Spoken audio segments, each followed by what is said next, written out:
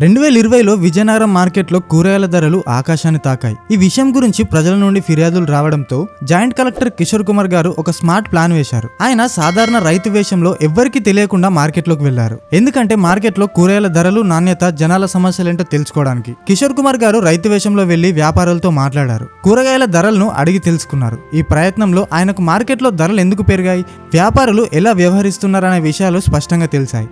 ఇలాంటి అధికారులు ఉంటే సమస్యలు తొందరగా పరిష్కారం అవుతాయి కదా. జాయింట్ కలెక్టర్ కిషోర్ కుమార్ గారి గురించి మీ అభిప్రాయం ఏంటో ఖచ్చితంగా కామెంట్ చేయండి.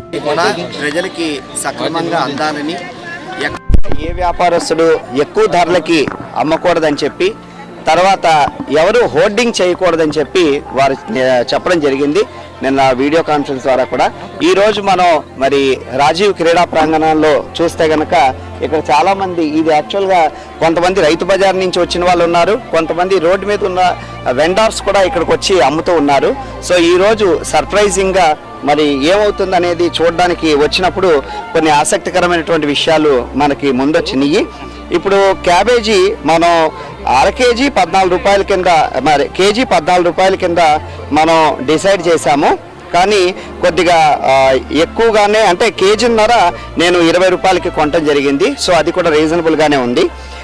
తర్వాత ఉల్లిపాయలు మరి 30 రూపాయలు మేము నియమించినటువంటి ధర, అయితే వీళ్ళు 35 రూపాయలకి అమ్మినట్లుగా నేను కొనడం జరిగింది. ఇక్కడ ఉన్నటువంటి మరి ప్రైసెస్ అన్ని కూడా కంట్రోలే కాకుండా మరి తక్కువ ధరలకు కూడా ఉన్నాయి. ఎందుకంటే నేనే ప్రత్యక్షంగా ఈరోజు కొనడం కూడా జరిగింది. కాబట్టి ఏదేమైనా అందరికీ మనవి, వినియోగదారులందరేమో క్రౌడింగ్ అవ్వకుండా టైమింగ్స్ పాటించండి. అమ్మేటటువంటి వాళ్ళందరూ కూడా మరి ఎక్కడ హోర్డింగ్ చేయకుండా, ప్రభుత్వం మరి మేము నిర్ణయించిన ధరలు, ట్రాన్స్పోర్టేషను, తర్వాత హమాలీస్ దొరకని కారణం కొద్దిగా, తర్వాత అన్ని రకాలని కన్సిడర్ చేసుకొని మార్జిన్ వేసి ఫిక్స్ చేసిన ప్రైసెస్. కాబట్టి దీంతకన్నా ఎక్కువగా అమ్మాల్సిన అవసరం లేదు. ప్రతి షాప్ అతను కూడా బోర్డు పెట్టాలి కంపల్సరీగా. ప్రతి షాప్ అతను మేము నియమించినటువంటి ధరలకి అమ్మాలని చెప్పి మరి కోరుకుంటూ ఉన్నాం.